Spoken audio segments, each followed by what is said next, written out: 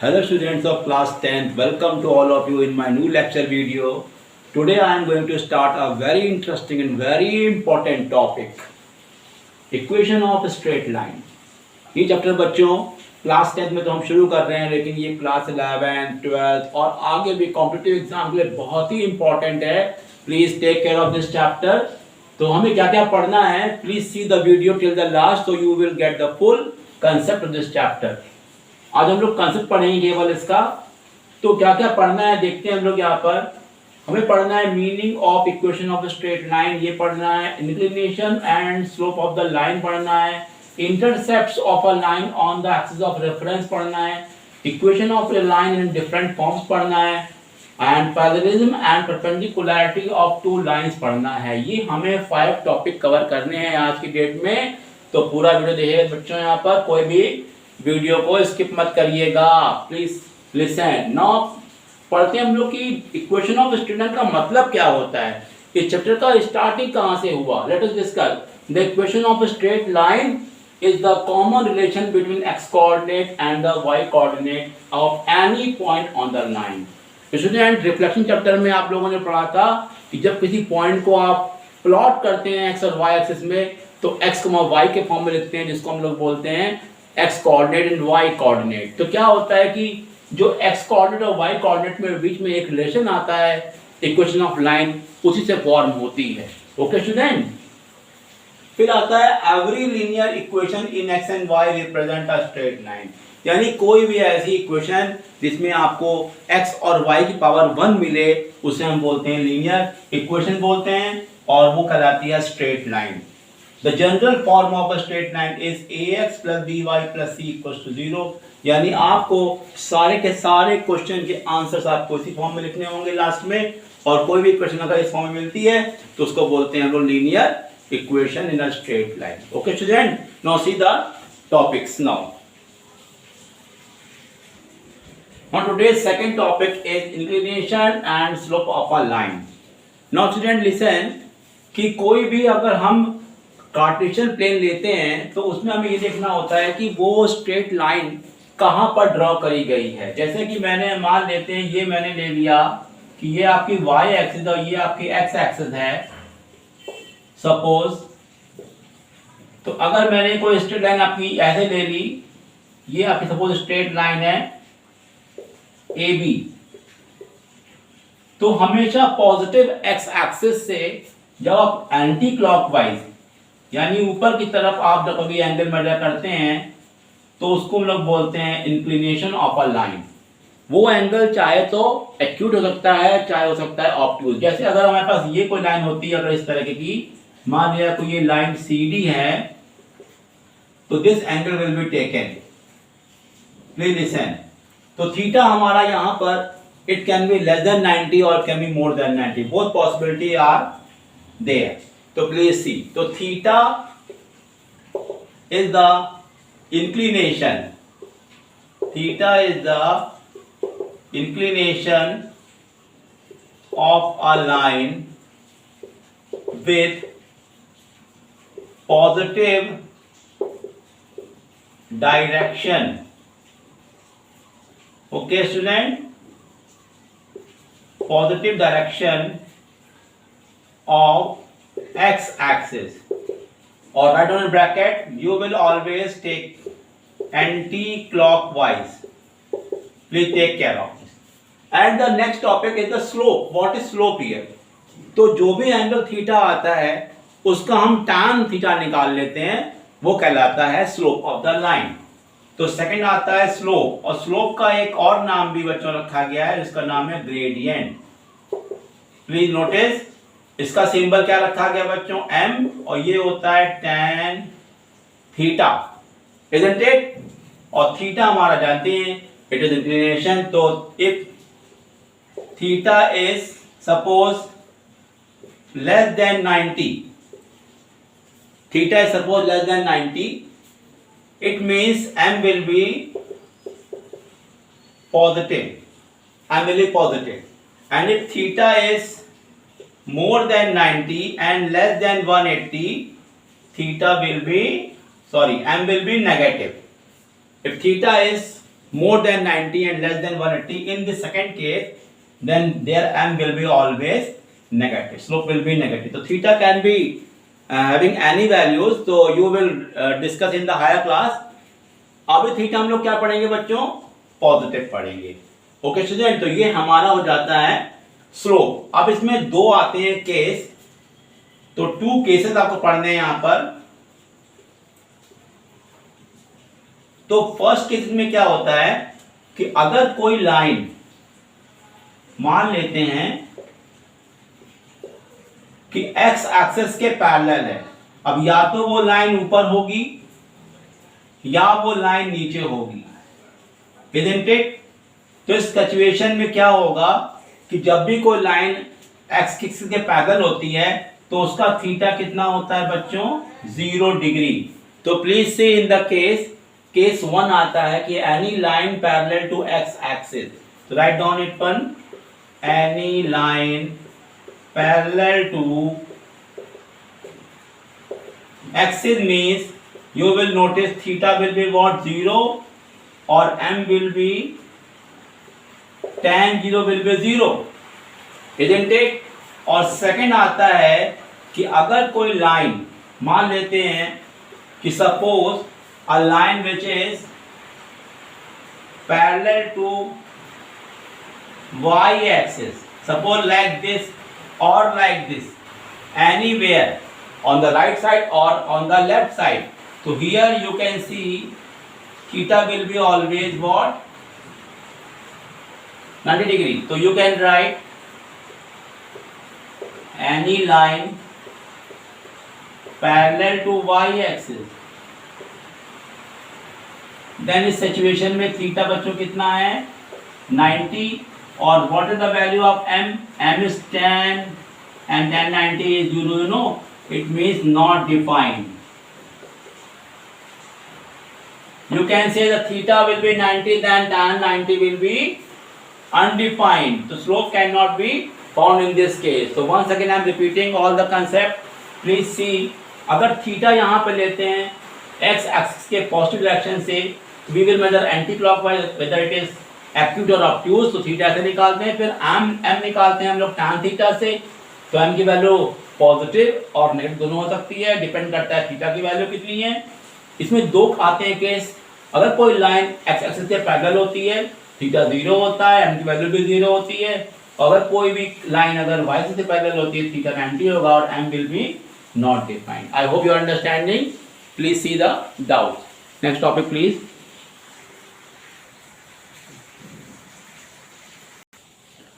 Next third topic is the intercepts of a line on the axis of reference.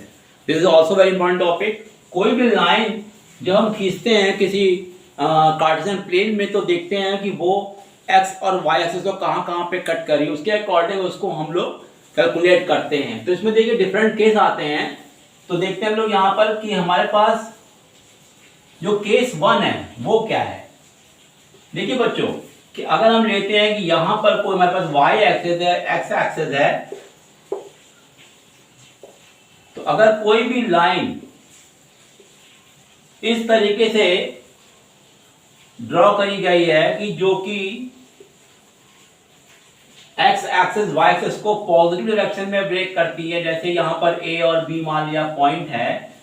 तो आप जानते हैं a point और b point तो आप जानते ही हो कि इसको हम लोग बोलते हैं x, 0 और इसको बोलते हैं 0, y. ये तो आप जानते ही हैं. तो अगर हम इसको लेट कर लें ये a है और इसको लेट कर ले कि ये b है, तो आप जानते हैं कितना हो जाएगा? a will be a, 0 and b will be 0, b. तो जो ये a होता है इसी को बोलते हैं हम लोग x इंटरसेप्ट. क्या बोलते हैं बच्चों? x intercept. और b को क्या बोलते हैं हम लोग? y intercept. ये तो हो गया कि जब आपने लाइन को ड्रॉ किया है positive direction of x and y axis. अब इसमें आता है और भी केस हैं कि अगर कोई भी लाइन मान लेते हैं ऐसे खींची जाती है, अगर कोई लाइन हम ऐसे खींच देते हैं, मान लेते हैं इस तरीके से ये कोई लाइन मान लेते हैं, इसको अपने इस लाइन को आप सी डी मान लीजिए, क्योंकि ए और बी आप ले चुके हो ऑलरेडी। तो अगर हम लाइन को मान लेते हैं सी और डी, तो इस सिचुएशन में ये पॉइंट जो हमारा रहेगा, ये पॉइंट जानते हैं ये पॉइंट क्या होता है, ये होता है आपका माइनस एक्स कॉमा जीरो। तो इसका मतलब ये हो गया आपका माइनस ए कॉमा जीरो, ये हो जाएगा जीरो कॉमा बी। तो यहां पे आप देखोगे कि यहां पर जो इंटरसेप्ट x का है वो नेगेटिव है और यहां y का क्या है, पॉजिटिव है। इस तरीके से इंटरसेप्ट कोई भी नेगेटिव या कोई पॉजिटिव हो सकता है। किसी भी क्वाड्रेंट में आप लाइन खींचते हो, अगर आप यहां खींचोगे तो x का पॉजिटिव y नेगेटिव होगा, अगर आप यहां खींचते हो तो दोनों के दोनों नेगेटिव होंगे। इस तरह से देखिए 1 2 3 और 4 केस बन जाते हैं। यानी केस नंबर अगर आप केस नंबर 3 देखें तो लाइन कहां खींच सकते हैं आप, अगर आप लाइन यहां खींच देते हैं, मान लेते हैं सी डी लाइन आपने यहां खींची है, तो ये पॉइंट आपका ए हुआ, ये पॉइंट बी हो गया। तो ये पॉइंट आपका हो जाएगा माइनस ए कॉमा जीरो, ये हो जाएगा जीरो कॉमा माइनस बी। और केस नंबर 4 में अगर आप कोई लाइन ड्रॉ करते हो इस डायरेक्शन में, ये आपका x मान लिया गया है और ये आपका y मान लिया गया है, तो ये आपका ओरिजिन है, जानते ही हैं। तो यहां पर a हो जाएगा आपका a कॉमा जीरो और यहां b हो जाएगा जीरो कॉमा माइनस का b, क्योंकि यहां पे आपका x intercept positive y negative है। तो हर सिचुएशन में आप देखोगे कि अलग अलग आपको इंटरसेप्ट मिल रहे हैं, कभी x पॉजिटिव, कभी y पॉजिटिव, कभी x नेगेटिव, कभी y नेगेटिव, ये तो आपको लिखना पड़ेगा। तो इन सभी को हम लोग बोलते हैं x इंटरसेप्ट y इंटरसेप्ट। अब इसमें एक स्पेशल केस आता है, वो होता है कि लाइन कभी अगर x एक्सिस के पैरेलल हो जाए या y के हो जाए पैरेलल, तो उसमें क्या बोलते हैं। तो देखिए इसमें हम लिखते हैं 5 हम लोग यहाँ पर, कि अगर कोई लाइन मान लेते हैं, अगर ये मान लेते हैं कि हमने y एक्सिस के पैरेलल लाइन खींची, समझे बच्चों, ये लाइन आपकी है जो y एक्सिस के पैरेलल है, तो इसका मतलब यहां पर जानते हैं यहां पर केवल आपका x इंटरसेप्ट है, x कॉमा जीरो या ले सकते हैं कॉमा जीरो, लेकिन यहां कोई y इंटरसेप्ट नहीं है। तो आप कहोगे यहां पर कि y इंटरसेप्ट ए जीरो, यहां पे y इंटरसेप्ट नहीं है, प्लीज नोटिस दिस। और अगर हम कहते हैं कि कोई लाइन, यानी कि कोई लाइन अगर केस नंबर लेते हैं, केस नंबर 6 आपका आता है कि कोई लाइन अगर x एक्सिस के पैरेलल है, अब चाहे वो नीचे हो चाहे ऊपर, इस सिचुएशन में ये आपके पास जो डिस्टेंस आ रही है ये y की आ रही है, यानी इसमें b कोऑर्डिनेट तो है 0, y, लेकिन आप बोलेंगे इसमें कि x इंटरसेप्ट ए जीरो। इस सिचुएशन में देखा आपने कि हर एक कंडीशन ऐसी आती है जिसमें आपको समझना पड़ेगा लाइन में कि वो इक्वेशन कहां कहां पे होके जा रही है। तो please notice all the points, they are very important.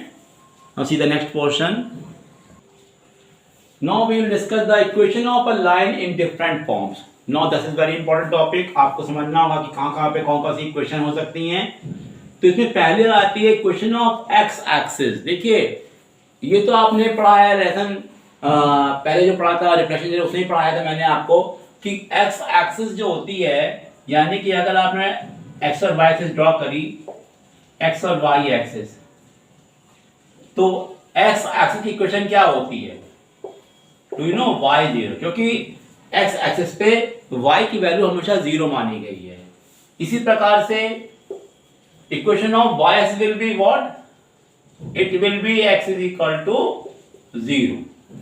फिर आता है equation of line parallel to x axis, यानी कि अगर हम कोई इक्वेशन ऑफ लाइन बनाते हैं जो कि x के पैरेलल हो, तो उसके दो सिचुएशन होते हैं, या तो वो उसके ऊपर होती है या फिर उसके नीचे होती है, दोनों ही कंडीशन आप जानते हो। तो अगर इसके ऊपर है तो उसको आप लिखते हो k प्लस में, अगर नीचे होगी तो आप नीचे क्या लिखोगे, माइनस का k लिखोगे। तो ये हो रहा है आपका y एक्सिस पे आप मेजर कर रहे हो, तो ये हो जाएगा बच्चों y is equal to plus minus का k। डिपेंड करता है ये x एक्सिस से ऊपर है कि नीचे। इसी प्रकार से ये वाली जो इक्वेशन होगी ये हो जाएगी x is equal to plus minus का k, क्योंकि अगर आपने इधर खींचा तो प्लस में, इधर खींचा तो माइनस में। ये वाला हो जाएगा माइनस का k और ये हो जाएगा प्लस का k। ये आपका है x एक्सिस और ये आपका है y एक्सिस। फिर नोटिस दिस, अगर इस डायरेक्शन में है तो पॉजिटिव, इधर है तो वो नेगेटिव। ये आपकी हो जाएगी लाइन। तो दोनों में से कोई एक केस ही हो सकता है एक बार में। तो this will be x equal to plus minus k।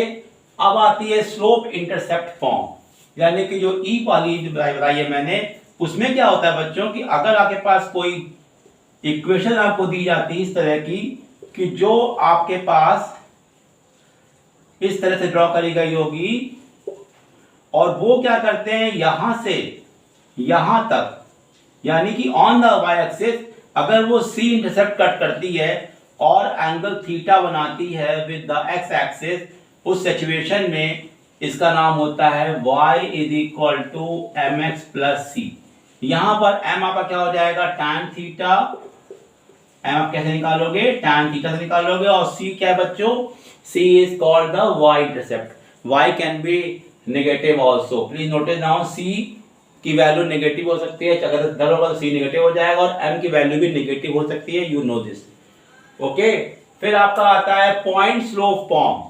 Next is the point slope form में क्या होता है बच्चों, फिगर में ध्यान दीजिएगा, जरा ध्यान दीजिएगा। इसमें आपके पास एक पॉइंट दिया होगा एंड थीटा भी दिया होगा। पॉइंट सपोज एक P दिया हुआ है x1 y1, isn't it? This is x1 y1 and this is equation suppose a भी मान लेते हैं। ओके, और ये आपका हो जाएगा y एक्सिस, ये हो जाएगा आपका x एक्सिस। तो ये क्या होती है y minus y1 equals to x minus x1। This equation is very important. इसमें हमें m चाहिए, तो m भी कैसे निकालते हैं बच्चों, m होता है tan थीटा, अगर थीटा आपको दिया रहेगा, अदरवाइज कोई ना कोई अलग क्लू आपको दिया रहता है और पॉइंट आपको दिया रहेगा। और लास्ट में क्या आता है 2 पॉइंट फॉर्म। इसमें क्या होता है बच्चों कि इसमें आपको 2 पॉइंट दिए रहेंगे, isn't it? मान लेते हैं ये कोई लाइन है, इसमें आपको 2 पॉइंट दिए रहेंगे। मान लेते हैं एक पॉइंट P है और एक पॉइंट Q है। P क्या है x1 y1 और Q क्या है x2 y2। और तब इक्वेशन क्या बन जाएगी, ध्यान दीजिएगा, y minus y1 y2 minus y1 x2 minus x1 upon two x minus x1। ये देखिए ये इक्वेशन बनी। देखिए बच्चों जो ये वाला पार्ट है इसको आप कंपेयर करें अगर इस इक्वेशन से, तो m की वैल्यू आती है ये, यानी कि अगर थीटा नहीं देता है उस सिचुएशन में m निकालना है तो आप इस तरीके से m निकाल सकते हैं। तो लिख लेते हैं m is equal to what y2 minus y1 upon x2 minus x1। तो m की वैल्यू आप ऐसे भी निकाल सकते हैं अगर आपको थीटा नहीं दिया जाता है। तो ये सारी फॉर्म आप समझ लीजिए, एक बार फिर से समझा रहा हूं। पहला आता है equation of line in x axis y0, equation of line y axis will be x0, equation of line parallel to x axis means y is equal to plus minus k, depend करता है कि k किधर है, and equation of line parallel to y axis will be x is equal to plus minus k।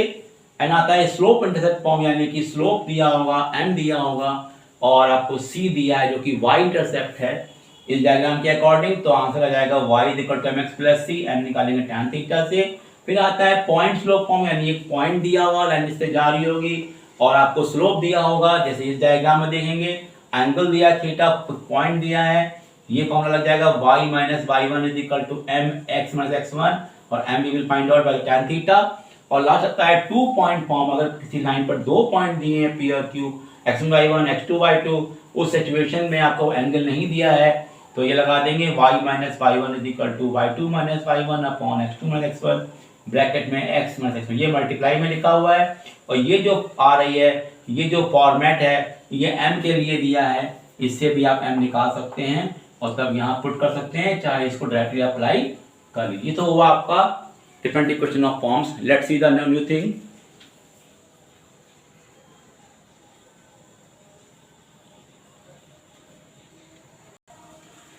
Next topic is to find the slope and y-intercept of if the equation is ax plus by plus c is equal to 0। यानी कोई question अगर हमको दी हुई है इस format की और हमें क्वेश्चन को देखते हुए अगर स्लोप और निकालना है y-इंटरसेप्ट तो कैसे निकालेंगे। देखिए मैं इसको आपको दो तरीके दिखा रहा हूँ, दोनों में जो आपको अच्छा लगे आप उससे कर लेना। तो देखिए, तो जो मेथड 1 है वो देखिए पहले आप। मेथड 1 में इसका क्या है कि लेट कर लेते हैं इक्वेशन आपको दी है ax plus b y plus c is equal to 0। तो अगर आपको स्लोप निकालना है, स्लोप का मतलब m, तो क्या होगा minus coefficient of x upon coefficient of y। यानी कितना हो गया बच्चों, देख के बताइए। इधर माइनस लगा दिया, इसका कोफिशिएंट कितना है a और इसका कोफिशिएंट कितना है b। यानी x के बगल में जो लिखा होता है उसे बोलते हैं कोफिशिएंट ऑफ x और जो लिखा है y के बगल में उसे बोलते हैं कोफिशिएंट ऑफ y। ओके, तो नेक्स्ट आपका आता है y इंटरसेप्ट। y इंटरसेप्ट तो ये जिसको हम c बोलते हैं, यहाँ पे तो c मैंने लिखा ही है, इसको ऐसे कर लेते हैं। तो ये कैसे निकालते हैं, minus constant term upon coefficient of y। तो ये कितना लिखा है, माइनस का c अपॉन b। यानी कि देखा आप लोगों ने कि जो हमारा y इंटरसेप्ट कैपिटल C है वो अगर निकालना है तो हम इस तरीके से यहां पर निकाल सकते हैं। तो अगर इसको आप कुछ कंफ्यूजन हो रहा है तो उसको आप d मान लीजिए। मान लेते हैं ये अगर d फॉर्मेट की है, मान लेते हैं ये ax plus b y plus d है, तो ये क्या हो जाएगा बच्चों, ये हो जाएगा d। क्योंकि आपको दोनों की सिमिलर तो आप सोच सकते कंफ्यूज हो जाए। This will be minus d by b. Coefficient of y आपका वही रख रहा हूं मैं b और कोफिशिएंट ऑफ x वही रख रहा हूं, कांस्टेंट को मैंने d कर दिया है, तो ये माइनस डी बाई बी हो जाएगा। ये तो हो गया फर्स्ट मेथड। अब आता है मेथड 2, वो देखिए। मेथड 2 जो है उसमें क्या करना है आपको, इक्वेशन को आपको लाना है y is equal to mx plus c के फॉर्म में। तो आपका क्या क्या आपको दिया था, गिवन है आपके पास ax plus b y plus d is equal to 0। तो करना ये है, इसे आप कंपेयर करोगे, compare with y is equal to mx plus c। तो इस इक्वेशन करना क्या पड़ेगा, आपने लिखा इसको b y is equal to minus a x minus d. तो y हो जाएगा माइनस का a x upon b minus का डी अपॉन बी। आप इसको ऐसे कर लोगे और जब आप इससे कंपेयर करोगे तो m की वैल्यू कितनी आएगी, माइनस का a बाई बी, और जो c की वैल्यू कितनी आएगी, माइनस का d by b. You can see y को आपको पॉजिटिव बनाना पड़ेगा क्योंकि y यहाँ पे पॉजिटिव है, तो पॉजिटिव बना लिया, बाकी सबको उधर ले जाना पड़ेगा। और जो x का कोफिशिएंट है जो कि m है यहाँ पे वो आ रहा है माइनस a बाई बी, तो जो c कांस्टेंट है वो आ रहा है हमारा माइनस का d by b. Now see there are two method to find out the slope and the y intercept. Okay, the next thing, this is our today's last topic, precede it, parallelism and perpendicularity of two lines। अब आता है कि दो line आपस में parallel और perpendicular कैसे होती हैं और उनमें क्या रिलेशन होता है उनके स्लोप्स में, लेट अस डिस्कस। तो फर्स्ट हम लोग पढ़ते हैं पैरेलल लाइन, यानी कि दो लाइन आपस में पैरेलल हैं, पैरेलल लाइंस। लेट्स सी, देखिए हमने डायग्राम बनाने जा रहे हैं। ये मैं बनाया आपका एक्स और वाई एक्सिस, ये ओरिजिन है। तो मान लेते हैं कोई लाइन अगर ऐसे खींची है आपने और एक और लाइन ऐसे खींची हुई है, यानी ये लाइन आपके मान लेते हैं ए बी है और ये लाइन आपकी सी डी है। तो अगर दोनों के एंगल सेम टू सेम है अगर दोनों के angle with the x axis same है तो इसका मतलब अगर थीटा 1 थीटा 2 यानी if theta 1 is equal to theta 2 है तो इसका मतलब m1 will be equal to m2 होगा। तो ये कंडीशन लगानी होगी आपको when the lines are parallel. Please notice this, line के स्लोप दोनों सेम होंगे। दूसरा आपका आता है परपेंडिकुलर लाइन। लाइन जो है आपस में क्या है, परपेंडिकुलर है। ओके, तो इसमें क्या देखेंगे आप कि मान लिया कोई डायग्राम आपको दिया हुआ है इस तरह का,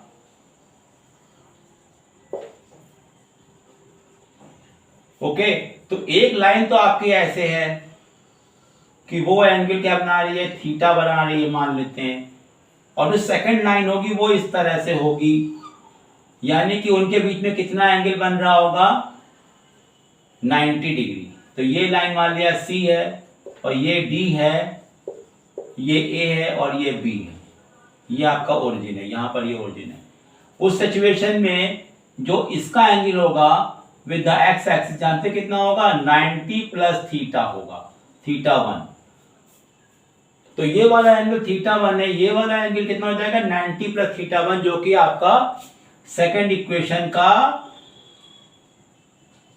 इंक्लिनेशन है विद द एक्स एक्सिस। ये देखिए यहां पर मैंने थीटा 2 लिखा है जो किसके बराबर होगा, 90 प्लस थीटा 1 के बराबर, क्योंकि ये वाला एंगल परपेंडिकुलर है 90 डिग्री है। तो अगर मान लेते हैं कि इसका स्लोप अगर मान लेते हैं m1 है, इसका m2 है, तो सिचुएशन में क्या होता है, m1 into m2 is equal to -1। ये सिचुएशन लगानी पड़ेगी आपको अगर लाइंस आपकी परपेंडिकुलर है। ओके स्टूडेंट, अब इसमें कुछ देखिए आते हैं केस, वो समझ लेते हैं। आप यहां पर देखिए कि अगर मान लेते हैं कि एक्स एक्सिस और वाई एक्सिस को हम इटसेल्फ लें तो उनको आप क्या समझेंगे, देखते हैं। कुछ मैं केस बता रहा हूं आपको, उनको देखिए आप।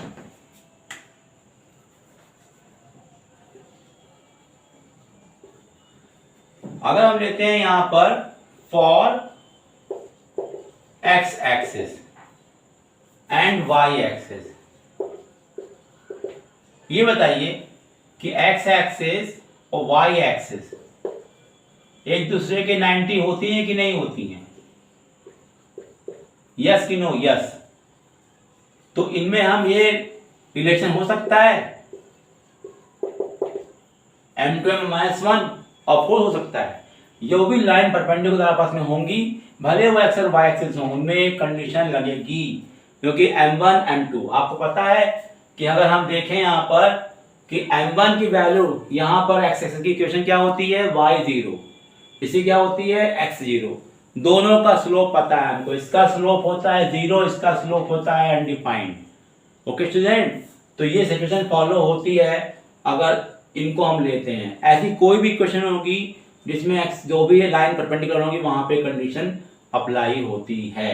ओके स्टूडेंट, और नेक्स्ट आता है एक इंपॉर्टेंट बात है, if any line has slope m, then its perpendicular line will have slope क्या हो जाएगा, -1/m। यानी कोई भी लाइन जिसका स्लोप अगर m है तो इसका मतलब ये हो गया कि उसके लाइन जो परपेंडिकुलर होगी उसका स्लोप क्या होगा, -1/m। यानी कि आप उसको क्या कर देंगे, रेसिप्रोकेट कर देंगे और साइन बदल देंगे, क्योंकि m1 m2 होता है -1, यानी कि m1 दिया है तो m2 जाएगा -1/m1। तो ये दो केस हमारे पास थे जो समझना आए थे। अगर लाइंस पैरेलल है तो स्लोप्स तो इक्वल होते हैं, ये बताइए आपको, तो उसमें कुछ ऐसा कुछ खास है नहीं। इसमें आपको ध्यान रखना पड़ेगा कि स्लोप अगर एक का दिया है तो लाइन अगर परपेंडिकुलर है तो उसका स्लोप निकालने के लिए क्या करना पड़ेगा, माइनस साइन लगा दीजिए और उस स्लोप को रेसिप्रोकेट कर दीजिए। तो now this way I have finished my video and I hope you understood. In next video I will discuss the numerical of this chapter. So please see that video also and please see the doubts also. Okay, goodbye.